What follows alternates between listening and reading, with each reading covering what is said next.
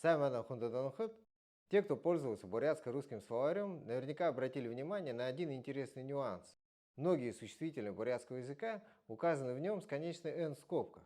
Например, хылын– язык, амын– род, морин– лошадь и так далее. И если мы наберем в электронном бурятско-русском словаре слова хылын, амын, морин с конечной «н», то не найдем их перевод. Набирать нужно только основы существительных. Хылы, ама, море, которые уже называют предмет.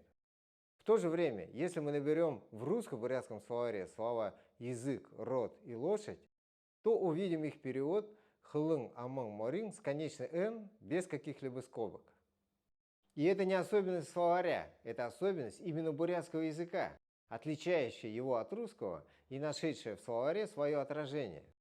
Смотрите второй урок нашего онлайн-курса «Основы бурятского языка», и вы узнаете, чем основа существительного, например, шулу со значением камень, отличается от самого существительного шулум. Кроме того, вы узнаете, что в бурятском языке порядок слов важнее понятия части речи. И почему шулунгыр – это каменный дом, а гыр-шулун – это уже большой камень.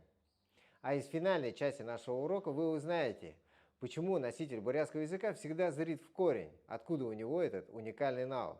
Друзья, ссылка на онлайн-урок в описании.